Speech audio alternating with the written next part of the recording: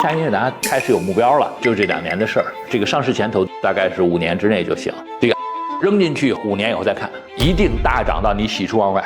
这个时代，人工智能的红利是逐级放大的，每个层次都会产生赢家。未来至少有几十家巨无霸企业的诞生，这些企业会从0杀进500强。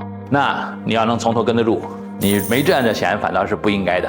就时间表上来讲，今年是人工智能的应用开始酝酿，可能出一些大应用的元年。这一波应用出现一个高潮，成熟起来，大概这3年里会出一批主导的企业，所以大概27到28吧。然后呢，中间有个断点，这个是危险点，就是2029左右要放。当然你不用怕这个危机，这危机是个过渡态，转眼就过，而且你可以在危机当中获利。危机之前出来，危机之后立刻进，因为危机会把一切的价钱杀到地板。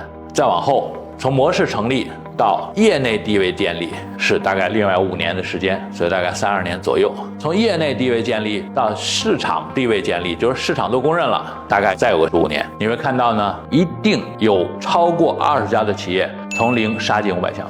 那你要能从头跟得住，你没占着钱反倒是不应该的。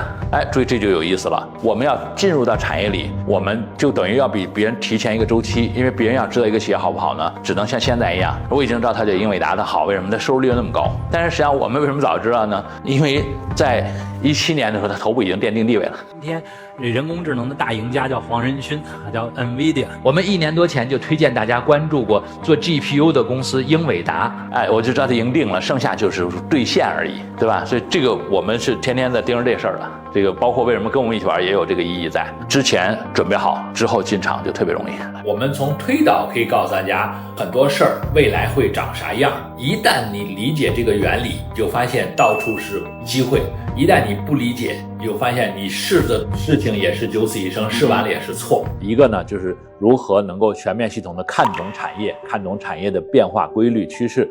另一个呢，当然就是做预测啊，因为我们讲呢，任何一个时代红利都来自于你的预测，也就是说，大家都看到的机会就不是机会了，只有你比别人更早的看到机会，提前卡位，提前布局，你才能获得这个时代带来的红利。这回依然是这样的规律，所以我会把我们内部自己专门使用的一套分析体系啊，如何去分析产业，分析机会，如何去预测未来，如何去布局未来，一整套系统呢，我不光完整的传授给大家，而且提供给你模板，让你能够实实在在的演练，从而得到结论。因为只有你坚定的相信这个是未来，你才会付出实实在在的行动，才会布局，才会有收获。所以呢，必须是不光自己懂，而且自己练习了以后还有体感，有感觉，才能真正的去付诸实践。那我相信26年，你只要按这套方法去操作，付出实践以后，必然会有收获。因为这就是分化的一年，成功者就从26年开始会甩开其他人。希望你加入成功者的步伐。